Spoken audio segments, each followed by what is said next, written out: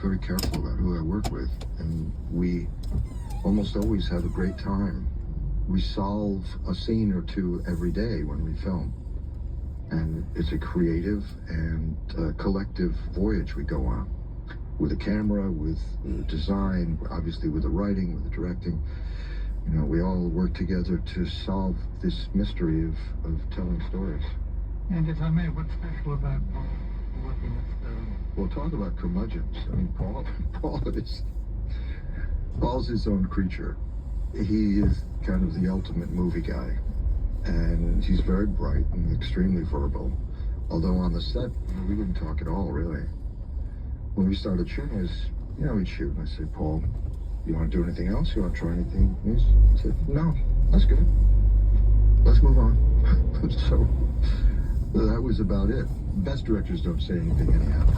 You know, Robert Altman, we made a film together, Dr. T and the Women.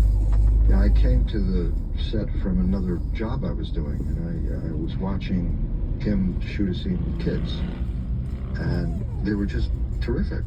And afterwards I said, Bob, how'd you do that? These kids are incredible. And he said, Richard, it's really very simple. Just don't tell them what to do.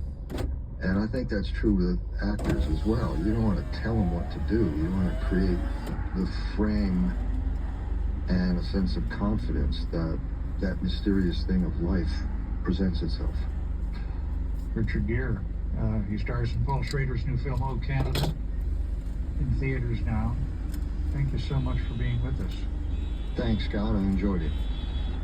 Lily Tuck saw a photo of a girl about a decade ago, 14 years old, face bruised, eyes stony, and shown in striped concentration camp garb, wearing the number with which the Nazis replaced her name. Her name is Czesława Kwoka.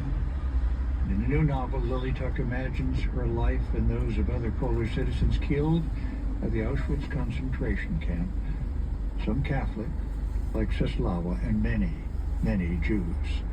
Her novel, The Rest is Memory.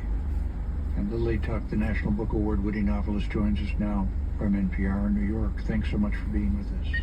Thank you. How did you see this photo? I always read the obituaries in the New York Times, not because I'm morbid, but because I think they're like little history lessons. And as you mentioned, about 10 years ago, I read the obituary of someone called Wilhelm Brass. Wilhelm Brass was the official photographer for Auschwitz. He was a prisoner too, we should explain. Yes, he was a prisoner, and he was Polish and half Austrian, and he ended up taking 40,000 pictures of the prisoners who came into the camp.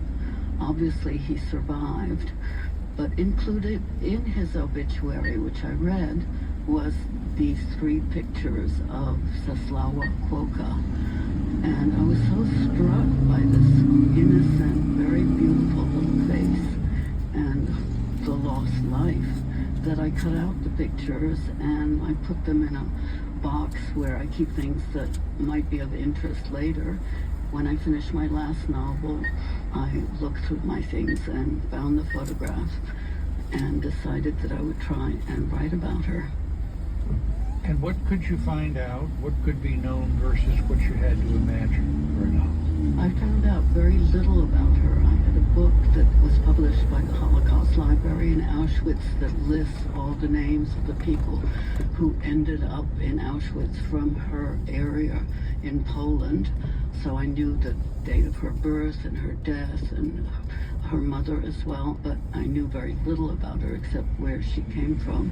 Mostly what I learned was how many Poles died during World War II, and a lot of people mostly know that the Jews were exterminated and died in Poland, but they don't realize how many Poles died as well during the war. I'm going to ask you to read a section, and we'll caution people it will be difficult to hear. It's when Czesława and her mother arrive at Auschwitz. Right. On arrival at Auschwitz, Czesława and her mother are taken to the bathhouse, where they're made to take off their clothes and